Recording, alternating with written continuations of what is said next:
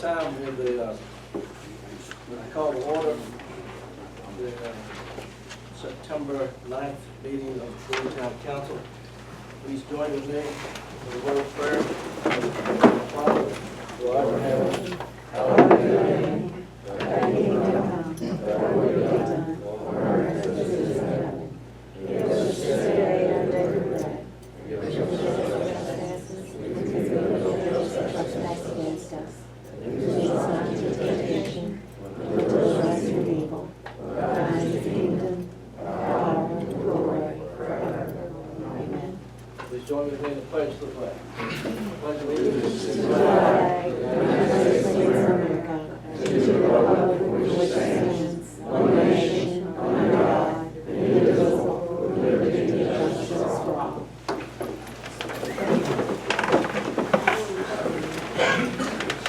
All right, I have two people signed up for delegations to the public. Is there anybody that signed up that I don't have your slip?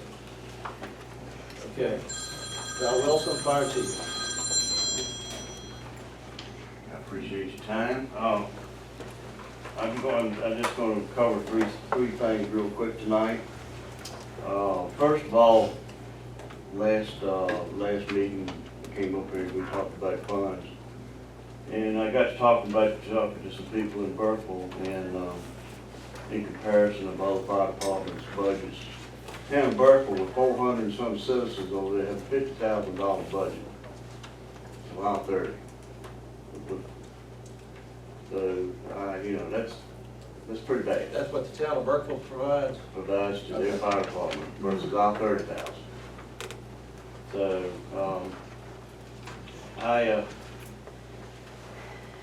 it ought to be better than that. Second of all, I want to talk about this fire over here. I'll give you a hydrant report. As you know, that house was burning pretty good when we got the call and had a good start on us. We hooked up to 2 hydrants, and those hydrants were not enough water to fight that fire. Both hydrants were working, but just not enough water in those lines over there. We had to supplement it with tank trucks, which we had plenty of water. So just give you some kind of idea where some of the things deteriorated in the town of Crew. So I'll give you that idea. Another thing I want to touch on tonight is, of course, everybody knows about the fire down here. And about 6 months ago, we came up here and talked about some kind of ordinance for rental property in town. And I was a little scared about what might happen to some of these properties around here. And guess what? It's didn't happen. It happened. And that house was totally cluttered. There was no way we could get inside to fight the fire without endangering our crews in there. And there's no sense in a house had to be looking like that. The yard inside was just as bad as the yard. I ordered my guys out, they went inside the house. I allowed them to go in 8 foot in the house because it was so cluttered. If it got lost in there, we had enough time out of there. Now, we got to do something about this. And I haven't heard anybody or anything feedback from the council about what kind of ordinance or what can we do about it. Blackstone's implemented theirs and it's working. They're doing something. We're not doing a thing. As long as you don't do anything, nothing's going to happen. And I grew up in this town, well, along with a lot of y'all sitting at that table. And I'm very proud of the town of Crew. But I do not like what I see. And anyway, this was handed to me today. There is a law in the state of Virginia that we can do. It replaces another law. I'm giving Mayor a copy of this. But anyway, I'm going to read one part of it. And anyway, it says, localities may inspect residential rental dwelling units. The local governing body may adopt an ordinance to inspect residential rental dwellings units for compliance with building code and to promote safe, decent, sanitary housing for citizens. Yep. It's one part of this. It is. So, yes, we can do something. And it's up to y'all to do it. Now, I ride around town and I see some of these other properties around here, and that's one house gone. Glad it's gone, I hope it gets torn down in time now and then. But anyway, I just feel like that y'all need to do something, and I'm hoping that you're not looking after the landlords, and you're gonna be looking at the citizens of Crew. That's all I have to say. Thank you, Chief. We have Miss Carolyn Davis here tonight. We were not able to get in touch with her in time to get her on the agenda, but she's going to speak to us next month about what's going on in Blackstone and how it's working, because she's a landlord, a property manager, and also an inspector, as I recall. Is that correct? We help develop the inspection, Okay. but I don't do the inspections. Okay. What we wanted to do is make sure that we had enough time to get the word out to Ms. Davis was going to be here, so everybody that's interested in hearing what she has to say could be here and ask questions. And Ms. Davis, we thank you for coming here tonight, and we thank you for agreeing to come next month as well. Thank you, Chief. Ms. Yates? Do I have to go over there? Yes.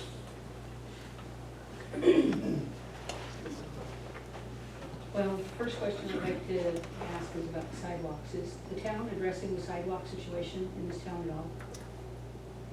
The sidewalk situation belongs to VDOT. No, it doesn't, Greg. I just Ma'am, recently got... ma'am, this is what they're telling me, okay? This is what they're telling me. Now, you've told me that you've got information on grants for sidewalks. Bring me that information. I'll be glad to sign any letter. That's easy. Okay, well, I recently obtained a map of Crew's sidewalks. Yes. And basically VDOT has control over about 10 blocks of sidewalks. Everything else in this town belongs to us, based on VDOT's most recent map. I've got a different map, perhaps. Bring me a copy of your map, and I think I compare it with one that I've got from VDOT. I'd like to compare mine to yours also. Yes, ma'am. Can I see both maps? Excuse me? I'd like to see both maps too, please. Yes. Okay, I can make that happen. The house fire over there on Pennsylvania was a terrible mess. One of the tenants reached out via email to me, slash as it was through the chamber, but I didn't receive it. And I guess I just need to let y'all know just how disappointed she is in the town. Because no one in the town has contacted her. She went in to get a copy of the police report. She was told she couldn't have one, even though she's a victim. I don't know, it all seems so wrong. And I had sent you an email, Greg, right after, about a week after the fire maybe, and had asked about the junk in the yard. And what I basically got back was the fire overrode that. So now the fire and the yard are the same thing. They're not. They're two different incidences. And I believe Wade sent a response that said that he hoped that insurance would come in and clean up the yard. Well, as an insurance agent, I can tell you right now, they don't have the responsibility to clean up anything that doesn't pertain to that house fire. And their inspectors are trained to know the difference. So I guess I want to ask why, because I think a lot of the series of events that happened were somewhat preventable had our town acted upon them in enough time. So you had told me, Greg, that that yard only looked like that for a week. I have tenants that will attest to the fact that that yard was like that for well over 4 months. And as Wade drives through the streets of town every morning to look at our town, I guess my question becomes, what does Wade see if he doesn't see stuff like that? And what gets addressed? That should be addressed. That before the fire, that was a health and safety hazard to our town. And I feel so sorry for the tenants or for the landlord or the owners that live around that property that they have had to put up with that. Because that kind of stuff doesn't do anything but depreciate our home values in this town. And that's what's happening right now. your home value, everybody here that Ma'am, owns a home. address your comments to this table, you're talking to Well, council. then every single one of you are losing value in your homes right now because this town needs cleaning up. I'm done. Thank you, ma'am. Mr. Rourke.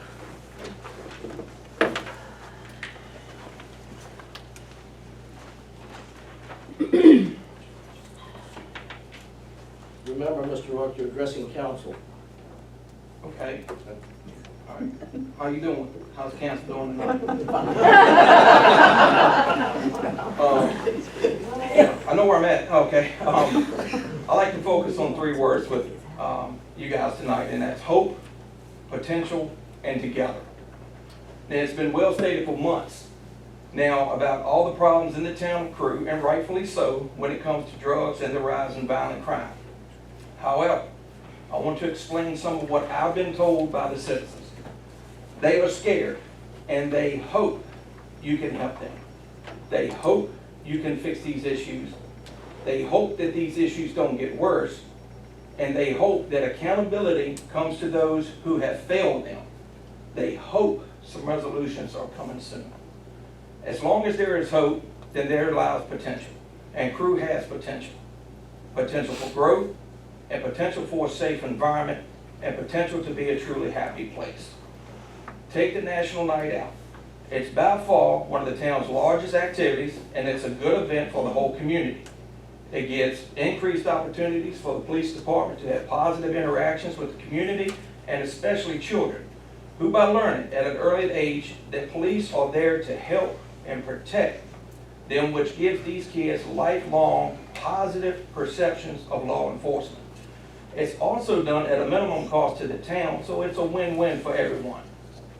Now, the biggest potential comes with what some would consider to be one of the biggest shortcomings of the town, and that is there's not a lot of things here or a lot of things going on. So I look at this as potential room for growth, and I hope the focus can start to go in that direction. Which brings me to my final point. It is not going to be easy to get ahead of all the issues the town faces moving forward, but if we can bring the citizens, the town, and police together on the same page moving forward, well, then that would be a start. I believe that together we can push back on the drugs and violent crime, but the citizens need to feel like they have your support because currently they don't have that belief. I believe we need to stop assigning blame for past mistakes and just start holding people accountable now and moving forward. I'm doing my part to help by serving on the newly formed Economic Development Subcommittee for the town of Crewe, and with the guidance of Councilman Muscovich, the committee, after its first meeting, brought local businesses together for a roundtable discussion, which most of the town council was there, and it was very informative, and it's definitely a step in the right direction. And in closing, I want to say I understand this council's job. It's not an easy one, and it comes with criticisms, both justified and not. However, it is one that each of you individually chose to do, and I keep each of you in my prayers and hope that God gives you the guidance you need moving forward to make your decisions. The citizens' hope and my hope is that we can all potentially work together to make Crewe a better place to live. Thank you. Mr. Rourke. Right. With that in mind, we go to the consent calendar. Matters on the consent calendar are considered routine and will be approved by one motion. Any item can be removed from the calendar at the request of a member of council and may be voted on separately. If you have in your packets the minutes of the Crewe Town Council meeting held on 17 August 2019, the minutes of the Town Council work session held on 26 August 2019, the bill sheet, and the additions. Are there any questions or motions? Mayor, I have a edit to the work session minutes. That first bold section motion by council members. Council voted by voice vote to insert after to advertise for a public hearing Yes. to increase the meals tax from 5 to 6%. Yes.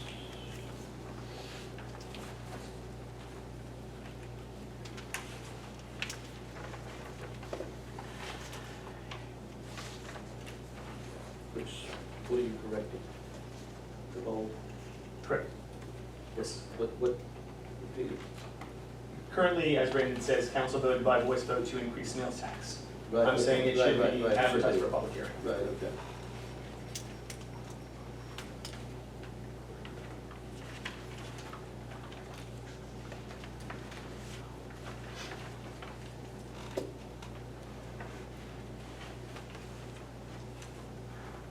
Okay, thank you.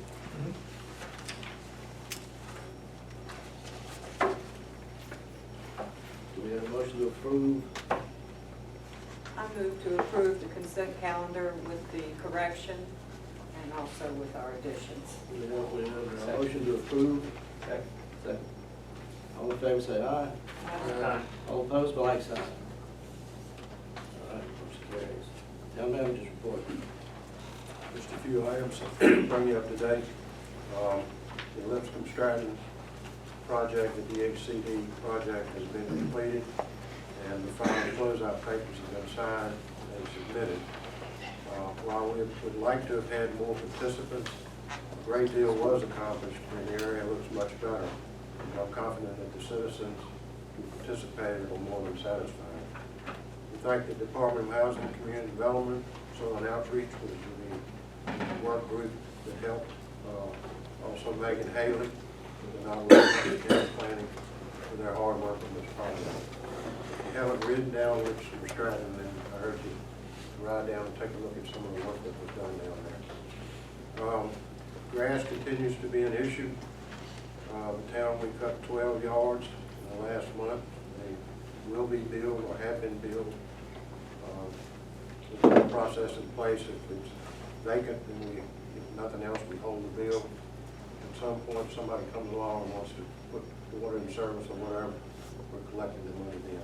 So that seems to be working. Hopefully the grass season will slow down a little bit now. As far as the town goes, things are going smoothly in all departments on Sewell Street. And there are no major issues that need to be dealt with. And as I always do, I appreciate the efforts of our town employees, and I thank them for their dedication and their hard work.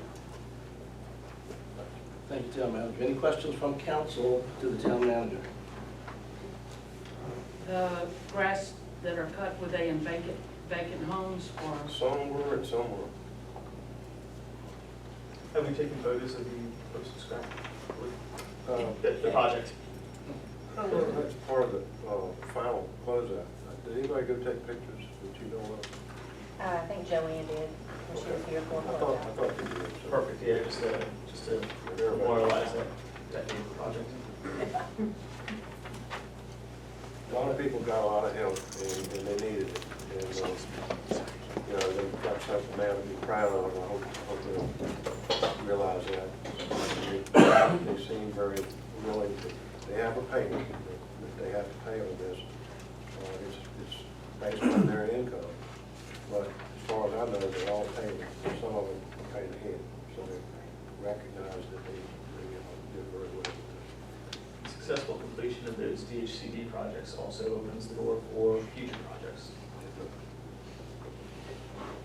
Right. Any other questions? Comments? All right. Town attorney's report. Yes, thank you, Mayor. Okay, first off, I had provided a memorandum to all of the council last Friday that just updated what I've done every month. I also have a copy of it for everyone today in hard print, if you would take one and pass it around. And that just outlines everything that is going on that I have on my radar. So I know that the biggest thing on our radar right now is what is going on with the Watson House. That has been a major concern, I know, of council. So right now, where we are with things is all of the required notices have been sent out, have been done. We had to wait the required notice period, which is 30 days, and then after that, I filed the complaint in Nottoway County Circuit Court on Friday, September the 6th. So what happens at this point is that all of the defendants are served, which means that the sheriff takes the complaint papers to the house and either hands it to them or sticks it on the door. Once that service is complete, we wait 21 days, and then we can, as long as no one's filed an answer, go ahead and set it for a hearing. So that's where we are at this point. So we are moving right along. I'm hoping that next meeting, I will be able to update you all at least with a court date, so that we can plan on, you know, this is the day that we're gonna ask the court for the permission to have the house torn down. I know it is a lot. I know it is a lot of notices. I know it is a waiting process, but, you know, no matter what sort of condition a property's in, it's still someone's property, and so we have to make sure that we go through the processes. The other thing to note about it too is you have to do a title search on it. The property did also have 3 liens against it, which means that the owners owed different creditors money. So the creditors had attached the property too. So it doesn't just affect the property owner's rights, it also affects the creditor's rights as well. And so we also have to give the creditors the proper notice to say, hey, you know, the property that you have this interest in, we want to tear the house down, because they could also have an objection to it. Usually nobody does, usually it's not an issue, but we still have to account for that too. So that's where we are with that. I also presented, and it's a lot, so I went ahead and had my office make copies, but it's a checklist for everybody with all of the statutes too. And so what it shows is just a few different processes that we have that I can use to get everything going, and processes that the town already uses. Such as cutting the grass. There's a general statute for nuisances and an ordinance that the town has too. And nuisances can cover a lot of different conditions in the town, including dangerous buildings. What I also included in there for everybody is not only our dangerous buildings ordinance, which is what I like to use, but also there is the property maintenance code too that can cover dangerous buildings, and it can also cover lesser conditions. So conditions that violate the code but aren't necessarily enough to make it dangerous. So, you know, there are things that we can do about that as well. So we can call the building inspector, get him to come out and look for those things too. In addition to that, regarding derelict buildings and blight, I also made a list of some suggestions for me and for council and for the town too. Maybe we can all get together on this. And my main suggestion here was to make a list of the derelict properties, and then if it would be okay with everybody, would be to put it in the package for the council meeting. And the reason I suggest that is that's what Cambridge does, and they have been very effective with, it's a good way to keep up with everything. And so what they do is they list the address, and then they list just where they are in the process. Like the building inspector's been called, the town attorney, you know, sent the notices have been sent, different things like that.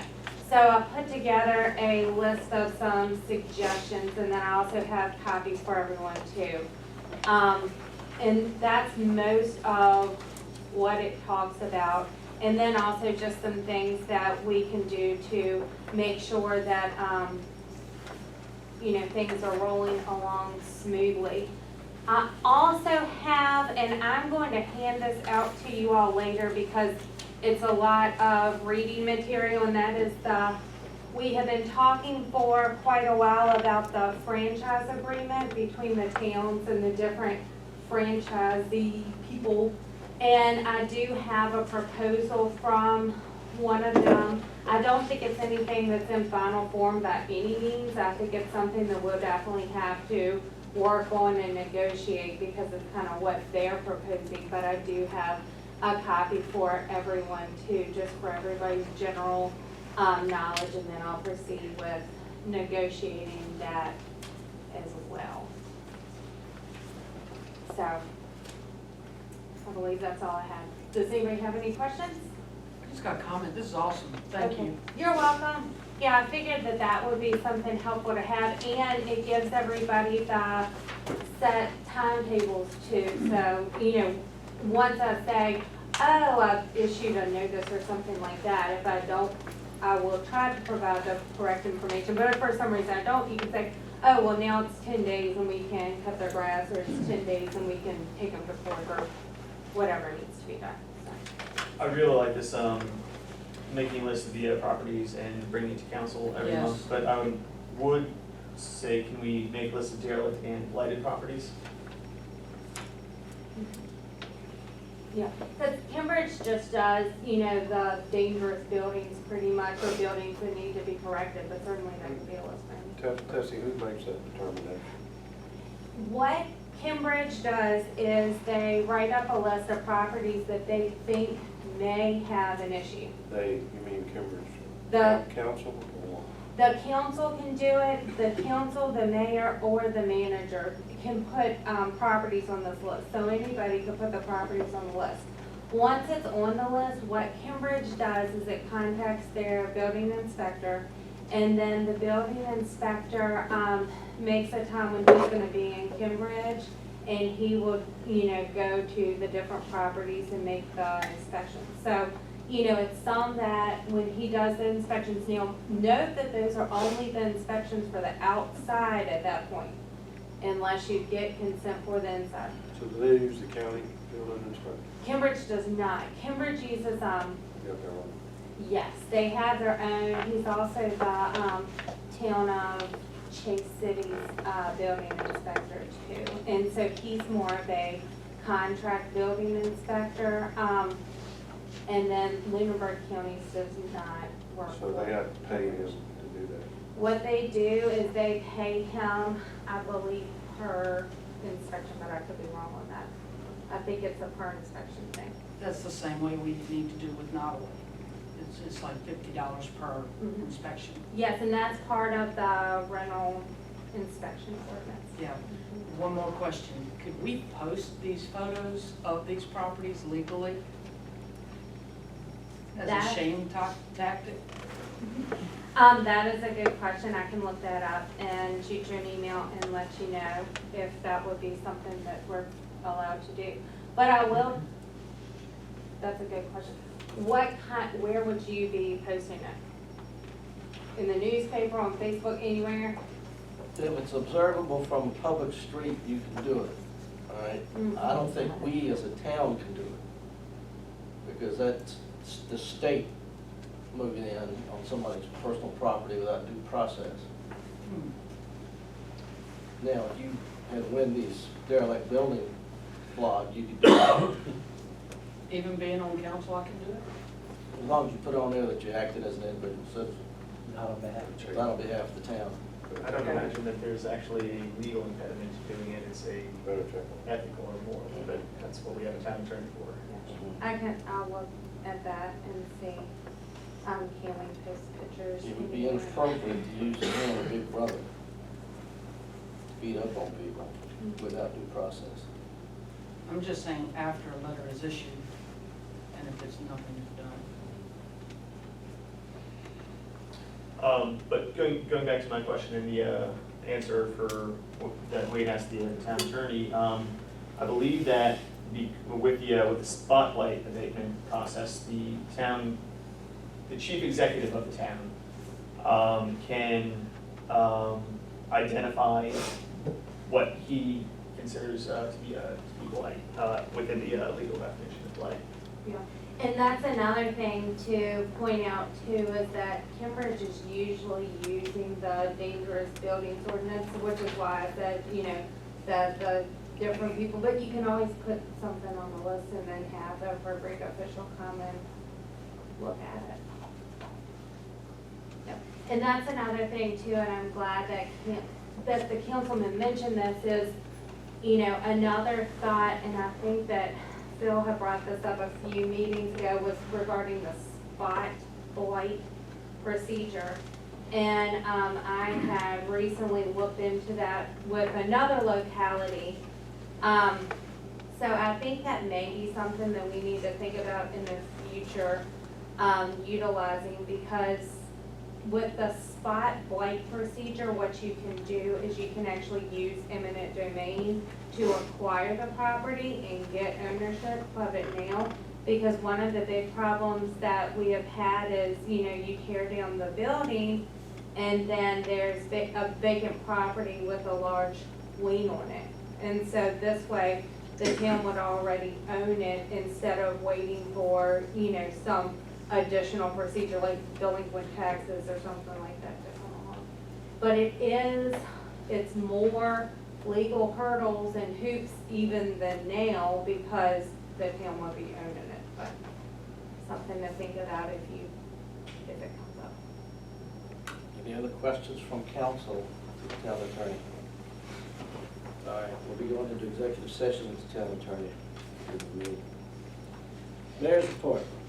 On 28 August 2019, the mayor attended the Piedmont Alliance for the Prevention of Substance Abuse, or PAPSA, a regional coalition organized by Crossroads Services focused on providing community aid and reducing the opioid epidemic through substance abuse programs, education, and counseling. This is all part of our overall effort to try to identify solutions to the drug problem that exists not just here, but in Nottoway County and throughout the Commonwealth and the nation as a whole. Information was provided that would allow the town crew to place a drug collection box in front of the police station. Currently, there are none in Nottoway County. The drug collection box serves as a disposal point for persons with old, unused prescription drugs seeking to keep them out of the hands of potential abusers, i.e. teenagers, grandchildren, children, other people that would use drugs inappropriately that might steal them from your medical locker. It also would serve as a point for parents that may find drugs in their home that they basically that maybe belong to one of their children, and they would have that opportunity to dispose of those drugs in a manner that which the police could get them. We have received that information. I have passed it on to the police department for following up on to try to get that done. We had a business roundtable, the Crew Town Council Economic Development Committee Business Roundtable was held at the Crew Community Center on 29 August. Councilman Miskovic should have a report. Are you gonna brief that now? Or? Sure, I can do that. And thank you to the members of the Economic Development Subcommittee, Councilmember Owen, Mr. Rourke, Mrs. Pettis, and Mrs. Stegall. We had a good turnout. Thank you for members of the council for attending, and the town manager and the police chief. There were a lot of concerns expressed, mostly focusing on the blight issue.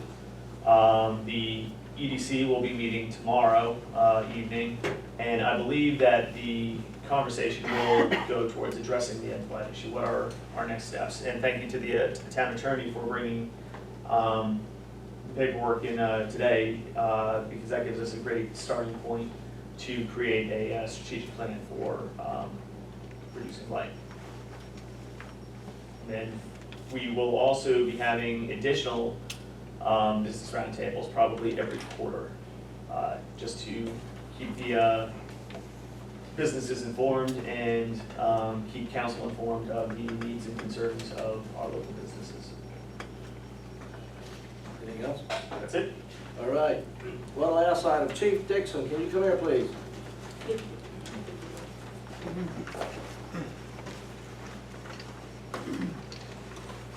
I have 2 letters of commendation tonight, one of which is for the entire department. The Chief Scott Dixon, Sergeant Ronnie Hyde, Officer Caleb Lafferty, Officer Becky LeSueur, Officer Phil Morgan, Officer Rundell White, and Administrative Specialist P.J. Wilborn. This is a letter of commendation for the National Night Out. The members of the Crew Police Department are hereby commended for their extraordinary work and support for the August 6, 2019 National Night Out. Publicly reported figures state the annual event was attended by approximately 900 citizens seeking to engage local law enforcement, educational displays, and children's games, thereby exposing citizens to their local officers, building bridges between local law enforcement and citizens, and strengthening community relationships. Also commendable are the extensive relationships built by the police department with the local business community, which sponsored a significant number of activities, funded advertising, and established information tables at the event. The professionalism and sustained positive performance by the Crewe Police Department is a source of pride for the mayor, the Crewe Town Council, and the greater community. Well done, Chief, to you and your people. Thank you very much.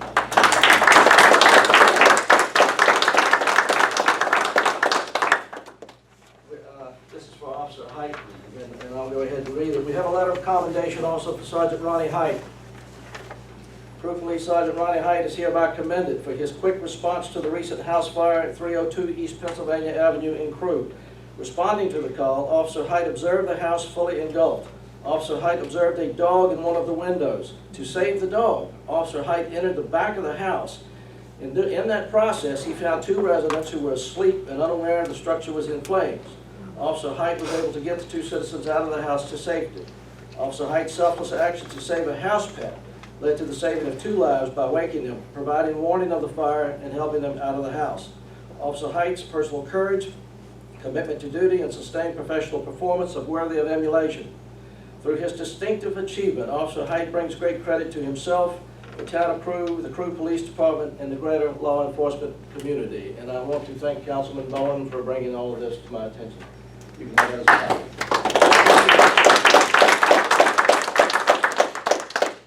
Also, I'd like to give a huge shout out to the volunteers Yes. that were there Yes. till 1 a.m., 2 a.m., when they had to get up and go to work the next day. Yes. These guys don't get paid for what they do, and we can't thank them enough. I know they've been to my aid twice, and countless number of times at Crewe Station when I've had crazy issues. So thank you guys, and y'all are not overlooked, and greatly appreciate everything y'all do. Volunteer firemen and rescue squad personnel are modern-day Minutemen. They snap at a moment's notice, just like in the days of the American Revolution. When there's a call goes out, they're there, and we can't do enough for you, and we will look at your request tonight, obviously, to increase funding for next year, next budget year. And while I'm on that topic, I did receive a notice from the Montgomery County Administrator Ronnie Rourke. He got all the responses back from the various departments and the various mayors at the meeting that you requested, and I'm going to follow up with another letter. I'm going to change the agenda slightly. The idea of unification seems to be a no-go, and but we do need to address a unified funding scheme. So we'll with the county, so we'll go with that route instead. Okay. All right. With that in mind, we move on to committee reports. Finance Committee. Extensive. Everything's in order. Personnel Committee, Mr. Reed. Report, other than the report you just laid out there. Community Development, Ms. Bowen. I'm gonna say the same thing I say every month. We gotta do something about the slumlords, the rental properties. We can't look for any economic development until we clean up the properties and have something to attract them here. So that's where I stand on that, so. Okay. All right, with that in mind, we move to continuing business. Item A, request. All right. We have had a request for increased police protection, which is a continuing business item. We discussed that at our work session. One of the concepts, obviously, we discussed was funding. How do you fund a new police officer, or 3 new police officers? We agreed. Council voted to advertise in a public hearing a 1% increase on the meals tax and a 5-cent increase on the cigarette tax in an effort to raise enough funds to pay for an additional police officer.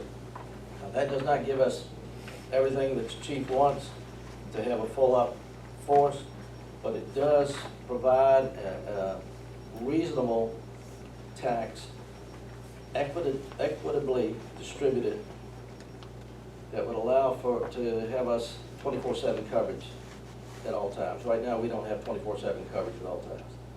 This additional officer will give us 24/7 coverage.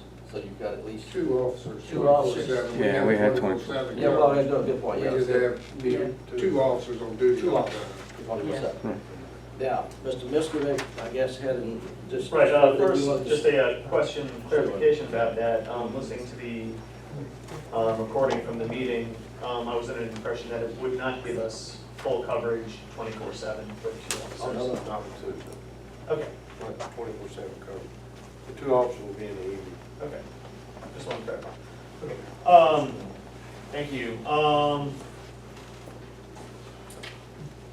You have my notes in front of you. Given the assumptions that there is an underlying concern among citizens, the underlying concern among citizens is an increase in crime.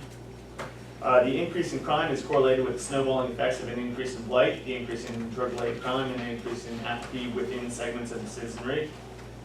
Increased police coverage is a strategy. A new officer is a resource needed for executing that strategy. But in order to achieve the maximum benefit, any strategy must be tied to a larger strategic plan for addressing crime. And assumption number 4, we cannot solve the complex issues, and we should not allow new resources to help resolve the complex issue until we are on the same page about what the issues are. Listening to the recording from the last meeting, there appears to be disagreement over the idea that there is a problem. At least one person at this table believes that the public outcry for public safety is attributed to the, quote, political silly season and, quote, political grandstanding, and that may die down after the November election. This individual fails to consider that individuals seeking public office do so because they've identified a deeply rooted concern within the community, and their campaigns are gaining momentum because of those issues. Challenge number 2, council must first consider how we came to this point. Discussion among the public originated with a call for addressing the increased drug problem. That discussion led to the calls for rejoining the drug task force. Arguments against rejoining the drug task force include the personnel it would take to participate.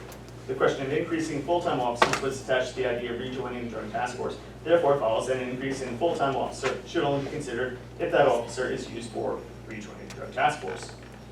Number 3, we haven't given full thought to all alternatives. Councilman Knight and Councilman Abel suggested looking into part-time officers before settling on the need for a new full-time officer. That suggestion was dismissed with minimal discussion. Councilman Abel suggested reevaluating the scheduling of current officers for redistributing man-hours during needed coverage gaps. We should at least receive the pros and cons from the chief on that alternative before settling on hiring a new officer. Number 4, one new officer will not solve or even significantly reduce the complex crime problems.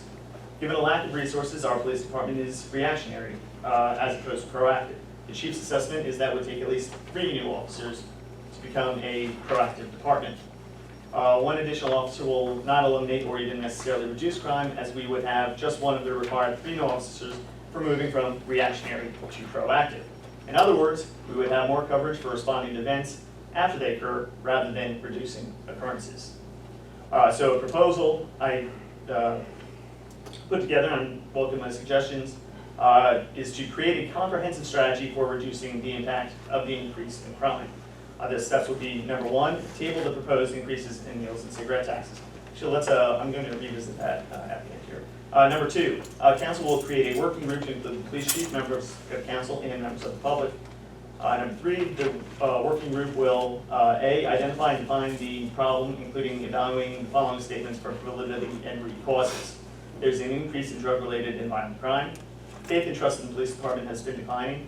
Citizens don't feel safe in the community. Council has only an abstract understanding of police department operations. There's a lack of adequate funding for law enforcement operations, areas for improvements for the way funds are spent, or a misunderstanding of how lobby funds are utilized. Each department, including the police department, can benefit from increased accountability, follow-up, and follow-through. And blight is highly correlated with crime and citizen apathy. The working group will also determine concrete executable strategies for reducing crime, seek additional input from other stakeholders, and make recommendations to council for action before the next budget session. Council, fourth step is council will consider the recommendations of the working group and incorporate them into the next budget. I come back to step number 1, table proposed increases in meals and cigarette taxes. because it may be worth discussing what the increases in meals and cigarette taxes be used for, including, but not limited to, increasing the fire department budget. The amount that was estimated it would raise is about 69,000. And a body, an additional body is going to cost us in that ballpark, An additional full-time body. full-time body, yes. Right. We should consider part-time as well. All right. Okay. Does anybody wish to take action on Councilman Miskovich's recommendations or table it for further discussion?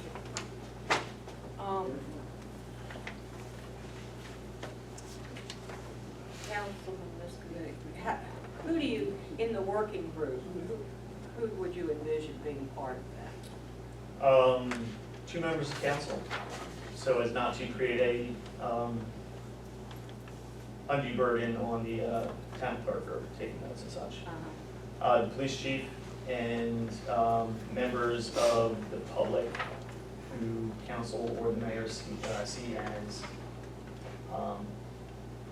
individuals who would provide benefit to the group. How many people would you think that might be? 3, 4.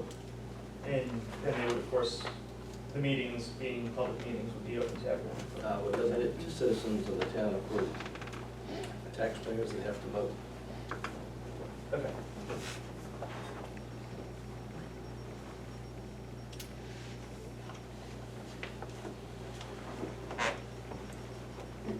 Have we advertised public hearing? Yes, ma'am, it's already gone up this week, right?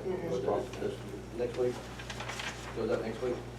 Well, the truth of the matter is it's the increase in meals and cigarettes tax, you can still go ahead with the public hearing, and you can still raise those, because you haven't allotted those funds for anything. You can't legally say No, this. I understand, and frankly, I would be hesitant to eliminate the meals, the public hearing, simply because the timeline that you're asking might be next budget cycle, whereas if we got at least one more officer fairly quickly, you can have that covered if we need it.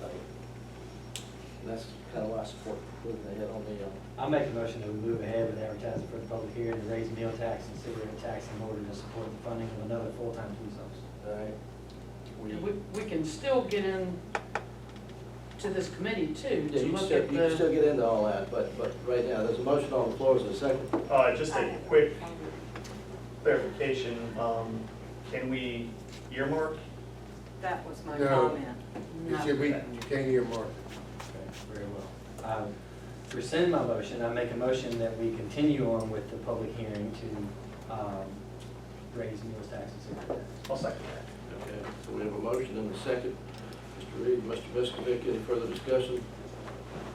All in favor, say aye. Aye. All opposed, by like sign. Okay, thank you.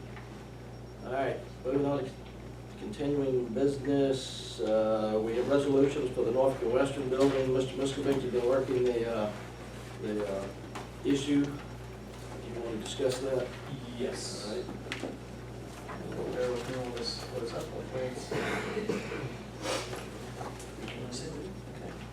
do we need a motion? Do we for need a working group? do we need a motion if we want to create this working group, or does that need that kind of? I can appoint a committee.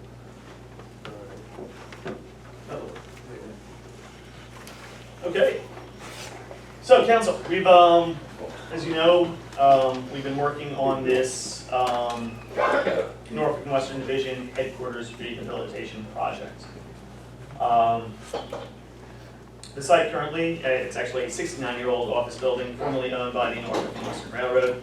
The building itself, which, as we all know, sits behind Dollar General, is a 9,600 plus or minus square foot 2-brick structure with a partially finished basement. It was donated to the town of Crewe in 2003, and it's likely contaminated with asbestos, lead paint, and mold and other hazardous substances. Just a picture of the building and a picture of the magazine article from when it first opened in 1953-ish. Future use. So as you know, we're applying for these two grants. A VDOT Transportation Alternative Program grant, or TAP grant, and Virginia Brownfield Fund grants for helping us to rehabilitate and remediate and rehabilitate the building. The VDOT TAP grant requires that the purpose of the building be public use. The VDP, the VBAF grants require economic and community development. So we can find some sort of public use related to economic and community development. What that is, we don't know at this time, but possible uses include an office and meeting space for local organizations, business incubator or co-working space, educational center for developing agribusiness and agritourism, which you know are important to the county. A facility highlighting the region's top tourism marketing points, including the history and culture of Peru and Ottawa County. A venue for resultant crews, healthy food and access concerns, so like a grocery co-op or an indoor marketplace, something like that, or any combination of the above. In order to determine the future use, I'm proposing that we partner with Virginia Tech's College of Architecture and Urban Studies and a student organization called Design for AmeriFab, Virginia Tech, which would help us, among other things, create architectural conceptual drawings, hold community meetings for assessing the need and the use of the building, developing alternatives to use, and potentially creating business plans and later sustainability plans for the use of the building. Other additional partners can include anything from the Cooperative Extension to the library to the community college system, the county, and the Nottaway Historical Association, which I'll get into briefly. According to our last attempt at applying for one of these TAP grants, it is a 3-phase project. The first phase is a preliminary engineering phase, which requires an environmental survey analysis, or ESA, which basically means that the engineers come in and determine exactly what the issues are: the lead, the lead paint, the asbestos, mold, anything else. CCTV evaluation of the sanitary lines and storm drains. So they'll send cameras down the lines to see what state they're in and what they need to do to be remedied. A remediation design and architectural design for preliminary engineering. Then remediation is highly dependent on the ESA results and remediation design, and construction of the interior, the exterior, and creating ADA accessibility. The budget for this project, the preliminary engineering phase, and this is according to quotes that we got from the last go around.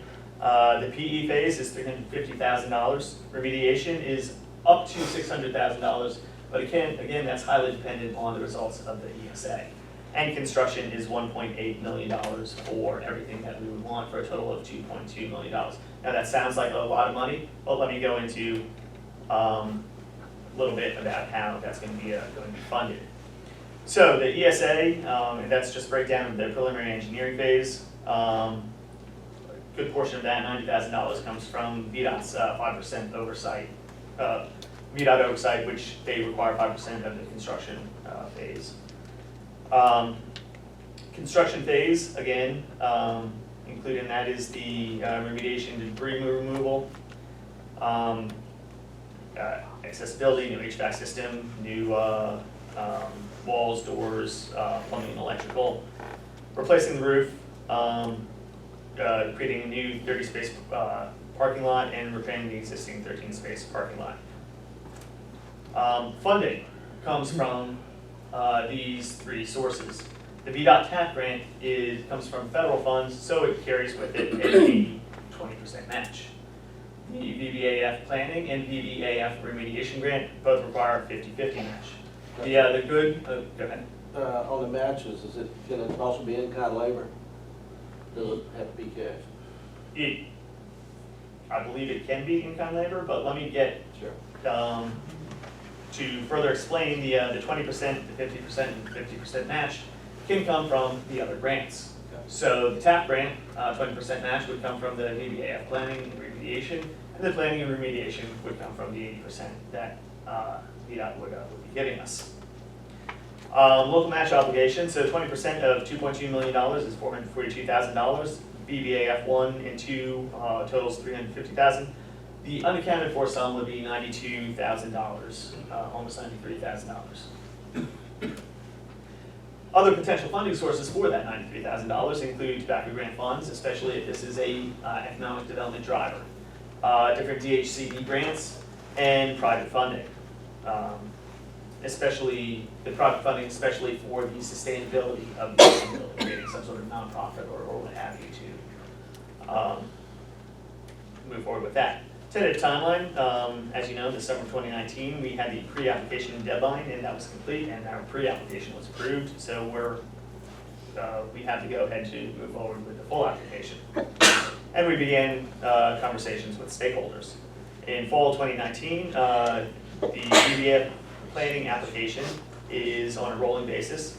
October 1, in just a few weeks, the full VDOT TAP application is due. November 1, VBAF remediation application process. And I would envision the College of Architecture and Urban Studies and DFA beginning the community engagement process for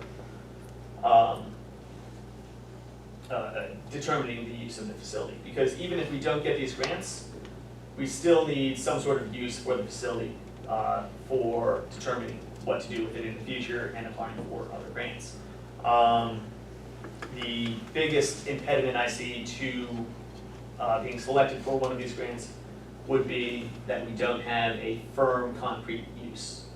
So even if we go through the process and don't get it this time, if we have a firm, concrete use already established in these partnerships with Virginia Tech, we can have a better application next year. And then in the spring, the VBAF remediation awards are announced in January. In March, you have the tentative selections announced for the TAP grant, which if we're tentatively selected, I imagine that we'd be fully selected, barring anything going wrong that shouldn't go wrong. We would go through the procurement process for procuring, or we would begin the procurement process for procuring engineers and such. And Virginia Tech would continue the community engagement process. In summer of 2020, final selections are approved by the Commonwealth Transportation Board. Virginia Tech presents alternatives to council. Virginia Tech partnership, the partnership between Virginia Tech and the town begins with the planning, and then the remediation planning commences with whoever we select to do the remediation planning. Fall of 2020, the College of Architecture and Urban Studies begins their design work, potentially through a course at Virginia Tech. And then they also begin the sustainability plans. January of 2021, these are rough dates, it's a tentative timeline, but remediation planning is complete and the remediation itself commences. July of 2021, remediation complete and construction commences, and potentially by January of 2022, maybe July of 2022, the construction will be complete. What I need from council are resolutions, and you have those resolutions in front of you. One is supporting the TAP grant. The second is supporting the VBAF grants. Another, because our application is made much more, looks much better if we have partnerships, especially partnerships with entities like Virginia Tech. Third is a resolution supporting a partnership with the College of Architecture and Urban Studies at Virginia Tech. And the fourth was recommended to me by VDOT, is to, because what we're applying for is taking a historic transportation facility and giving it new life. They like to see those facilities on historic registries, so that it's not just some building to us, it's a building of significance and importance. So I've spoken with the Nottaway Historical Association, and they've agreed to begin the process of putting that building on the historic registry if we so desire. After those resolutions, we also need to host a public information session. I suggest 9/26, probably after our land bank meeting, which I'll get into a little bit later today. We also need to go ahead and renew the previous quotes. So 2 years ago, we applied for this TAP grant, and we got, and Current Profit went out and got quotes for us. If we can just get new quotes within the next week or so, just reach out to the same entities, One Certain Profit, a couple of our other entities. I can send Wade the details on all that, and if we just get updated quotes, they shouldn't have changed much. In order for this community, it makes the community engagement piece, it makes it more feasible for students at Virginia Tech to travel the 3 hours to Crew if we give them a little bit of funding for travel. So I would ask that we allot some funding for economic and/or from the economic and/or the blight reduction funds for travel if they're going to partner with us and do this. And finally, another component of that are as I mentioned, the architectural design and planning documents. So for that to work best, it may be better, and it may be another opportunity for reducing some of our own costs if Virginia Tech can also partner with Current Profit for having students help them create these architectural design plans. So I would just need to serve as a mediator between those two for this project. So I would just need authorization to engage with them, with the understanding that this is just a consultation and not adding costs to the town.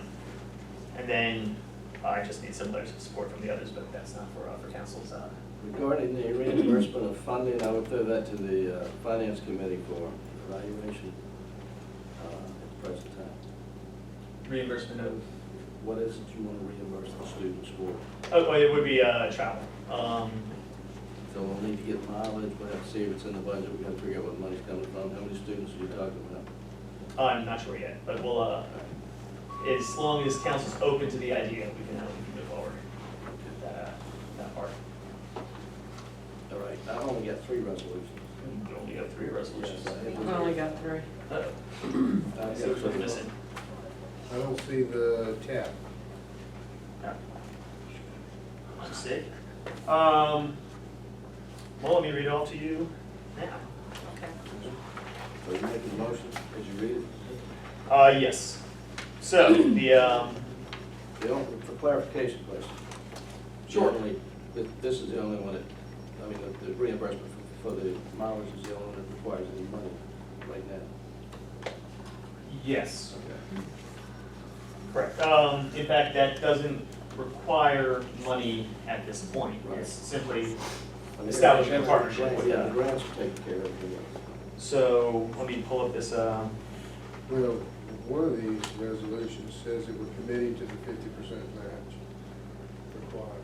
Yeah, but it's either, the way I understand it, what you're saying is that 50% match can come out of another grant. Well, all we have to find money for. for most of it. The $92,000? $92,000, $93,000 would be the absolute, Long-term. right, exactly, but potentially we can reduce the costs, depending on how the quotes come back, depending on how much money we save throughout the process. And that's if it's accepted. Doesn't Right. cost us anything to apply. Exactly, and we can apply and be accepted and fine if we need to. Because I'm just, I know it's not that we want to do something with it, but $92,000 when we're talking about police officers, we have to help do better with our fire department and the things we have to. It's just, we don't want to take more than we can afford. Sure, I And agree. you can't keep taxing and spending. I agree. I mean, that, we tacked it on the meals tax, and, well, maybe, depending on the public hearing and the cigarettes. The next place we're gonna have to go is not in the smoker's pocket, not in the people that eat eggs pocket. It's gonna come out of the Yeah. Real estate. personal property. So, everybody's gonna share in it. I would also point out that if we are going after citizens for light issues, we should also look in our own backyard for town-owned light.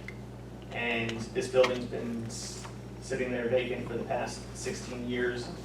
It's full of mold, asbestos, and lead paint, and it needs to be remediated. We've, in order for it to, even if we were to tear it down, It would cost a lot of money. exactly, the way the building is built to withstand the vibrations from the railroad, it's very solidly built, very solid, it's, The asbestos removal is estimated about maybe 100,000, so it's, Oh, I agree, it's a great idea. I mean, like I see, the city of Chase City's got a beautiful downtown, but it's got empty buildings. okay, so the first resolution is opening now. Okay, still open.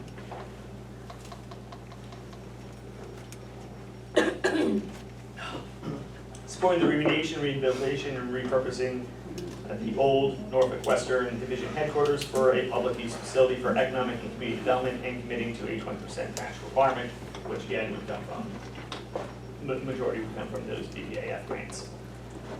Whereas from federal funds appropriated to the Transportation Alternatives TA program, the Commonwealth Transportation Board shall approve the selection of projects on an annual basis in accordance with section 33.1-12.5 Code of Virginia and NAP-21.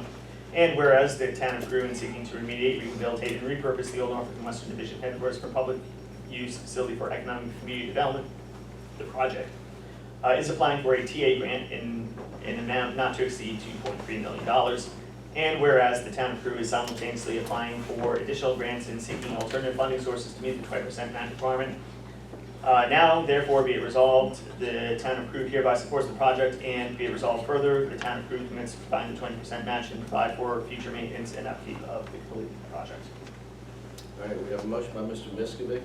You just read the motion. Do we have a second? I'll second. We have a second. Sorry. That's it. Is there any further discussion? I just gotta say kudos to you, Phil, for doing all that research. All right. All in favor, say aye. All opposed by like sign. Motion carries. Okay, next up on the, supporting the remediation, I'm just going to, this is basically the same thing, except it's for the BBAF grants. Therefore, be it resolved, the town of Crewe hereby supports the project, and be resolved further, the town of Crewe is providing the match and provide for future maintenance and upkeep of the completed project. All right. That's this one. Correct. Yeah, you just didn't read the whole thing. Right, yeah. Okay. Trying to save time. All right. Motion by Mr. Miskovic. Is there a second? Second. Any further discussion? All in favor, say aye. All opposed by like sign. Motion carried. Number three, thank you. Number three, supporting a partnership between the town of Crewe and the Virginia Tech College of Architecture and Urban Studies. Whereas the Virginia Tech College of Architecture and Urban Studies, CAUS, hosts a variety of organizational programs for collaborating with localities on community-oriented impact design and partnering students with design regional community-based clients to develop conceptual design for real-world application. And whereas the town of Crewe is seeking to remediate, rehabilitate, and repurpose the old Norfolk and Western Division headquarters for public use facility for economic and community development of the project. And whereas the town of Crewe welcomes collaborations and partnerships that provide mutual benefit to the organization and people of Crewe. Now therefore be it resolved, the town of Crewe hereby supports any mutually beneficial partnership with us on the project. And be it resolved further, the town of Crewe authorizes Councilman Phil Miskovic to serve as liaison between the town of Crewe and the College of Architecture and Urban Studies for negotiating and creating a partnership. All right. We have a motion by Mr. Miskovic. Do we have a second? Second. Any further discussion? All in favor, say aye. All opposed by like sign. And finally, supporting the Ottawa Historical Association's efforts to include the Norfolk and Western Division headquarters on historic registries. Whereas the Ottawa Historical Association has volunteered to assist the town of Crewe in seeking historic registry designations for historic sites within the town, and whereas The town of Crew is seeking to remediate, rehabilitate, and repurpose the old Norfolk and Western Division headquarters for public use facility for economic and community development the project. And whereas the old Norfolk and Western Division headquarters is a 69-year-old building with significant historic and cultural significance to the town of Crew. Now therefore be it resolved, the town of Crew hereby supports the efforts of the Nottaway County Historical Association to include the old Norfolk and Western Division headquarters on historic registries, and be it further resolved, the town of Crew authorizes the Nottaway Historical Association with oversight by the town manager to pursue historic registry designation for the old Norfolk and Western Division headquarters. So, and I say oversight by the town manager only because before we have them sign off on anything, we would want to make sure that it doesn't impede any of our design processes. We have a motion by Mr. Miskovic. Do we have a second? Second. Is there any further discussion? All in favor say aye. Aye. All opposed by like sign. Thank you. Motion carries. One informational item. I attended the Nottaway County Planning Council meeting this week, and the county agreed to the grants administrator. Perfect. Grants, for the planning council. All right. Yes, ma'am, we have some new business. Vice Mayor Ann Stinson. Mine will not take nearly as long as my fellow councilman, however it is related.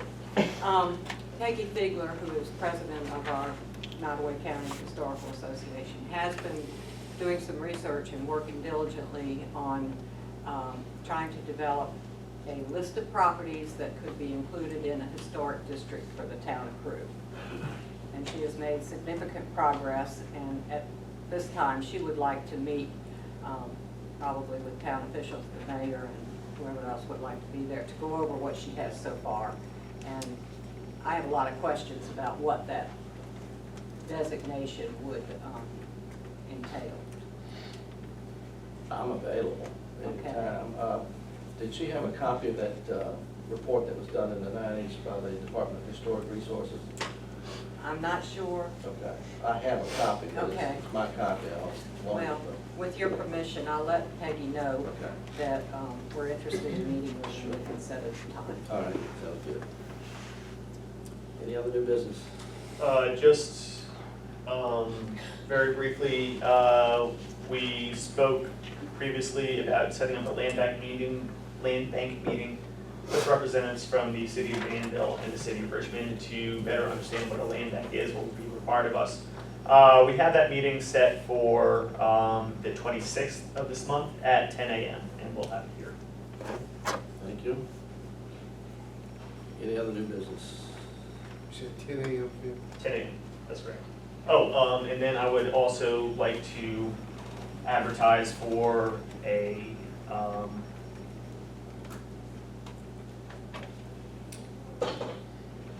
public information session that's required for this funds grant on, say, the 26th as well at 1 o'clock, 1 o'clock? unless you want to do it at night. I mean, council doesn't have to be here, it's simply 26th. for the public to come in and get, offer any thoughts, comments, concerns, get questions answered. It's just a federal requirement for, because we're seeking federal funds.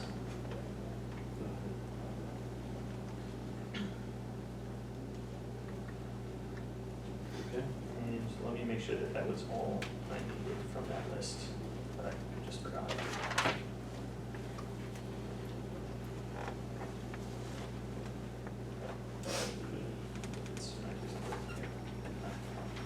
There we go. Nope, I think I can get the, no one has a problem with me engaging with Fair Profit, as long as they don't charge us. As long as they don't charge. Perfect.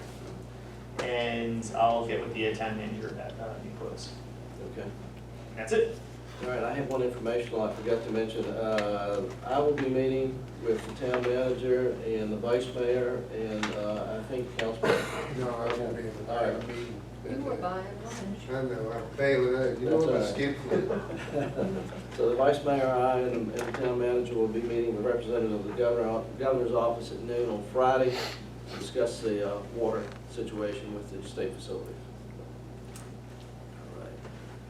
Is that all? I think it's all. At this time, we move to points of personal privilege. Mr. Miskovic. Thank you for bearing with me, and we have the EDC meeting tomorrow. If anyone's interested, it'll be at the airport at 7. Vice Mayor. I have no privilege. Mr. Duffy. Just so everybody knows, don't forget to remind everybody, next month's council meeting is the first Monday in October, October 7th. October 7th. Did we notify you? Okay.